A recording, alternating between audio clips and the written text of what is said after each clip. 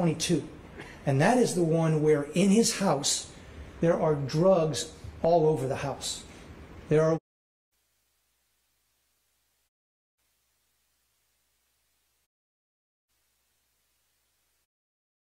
He is with the record label, Your Honor, and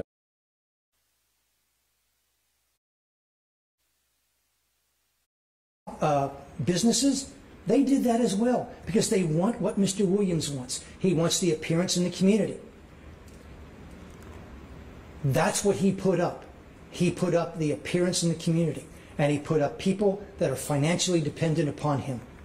And quite frankly, I objected for relevancy, and that's not relevant to the facts of bond. The fact that he can pay $1 million a year is not relevant. Your Honor, Mr. Steele stated to the court that guilt is not a factor and innocence not a factor. I wholeheartedly agree. But the nature of the offenses charged, guilt or innocence, is at a time later.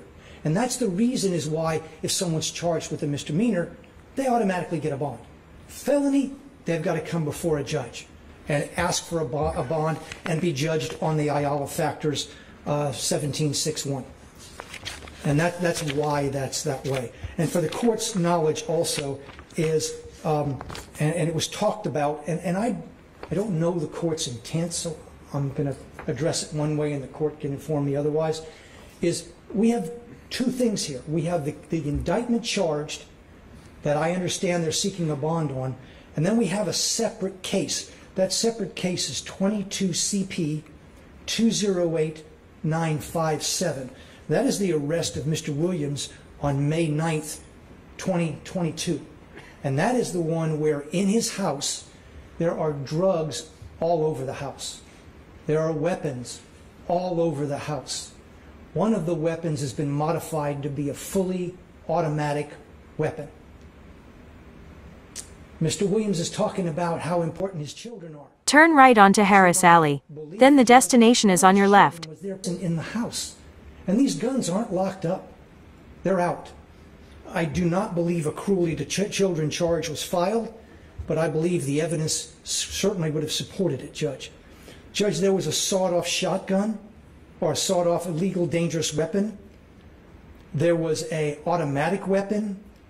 The court was already informed by Mr. Steele about how much marijuana was there.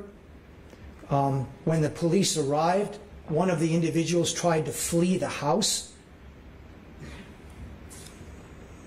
It was obvious what was in the house and what was about. The destination is on your left. To run. Arrived. That was not Mr. Williams. Mr. Williams did not attempt to run. Judge, I want to say, and I told Mr. Steele to do it this way.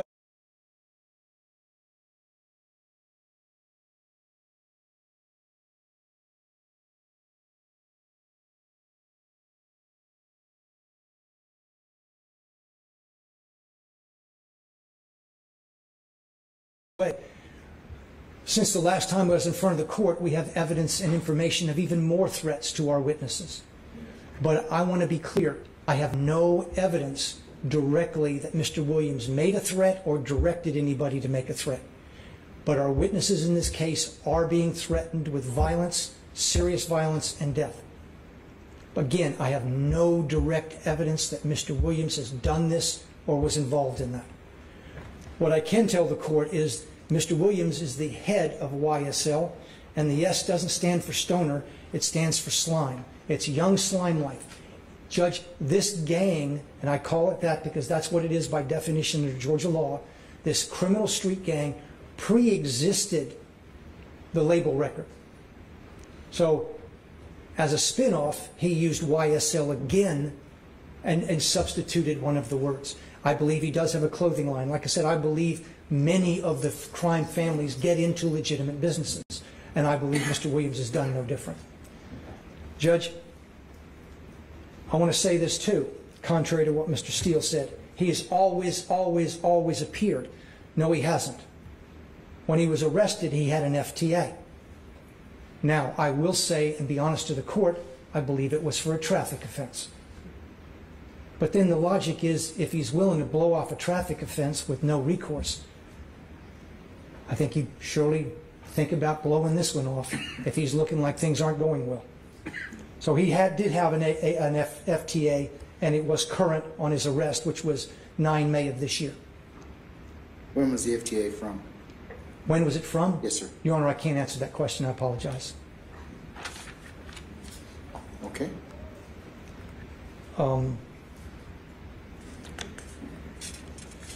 Now, Mr.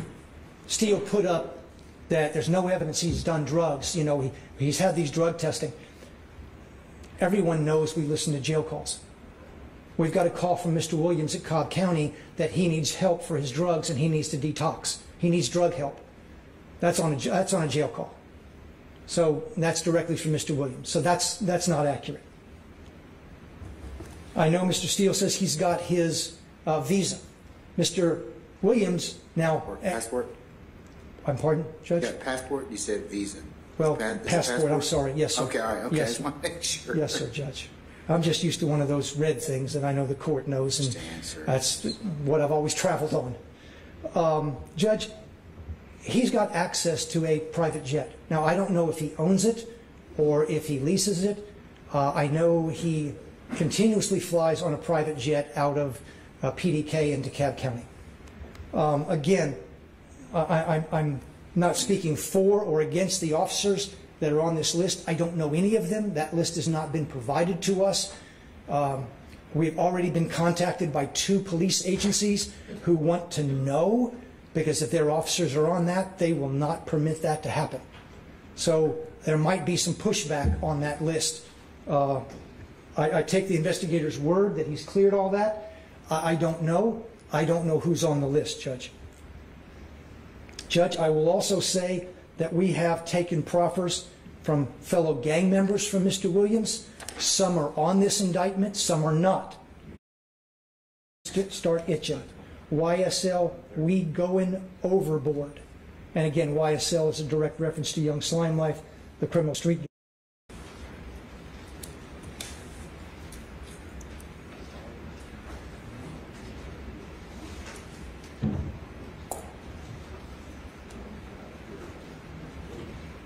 I'll give you those. Under the circumstances. When fixing, for the purposes of the 8th Amendment, the excessive bail is defined as bail set at an amount higher than the amount reasonably calculated to ensure the presence of the defendant.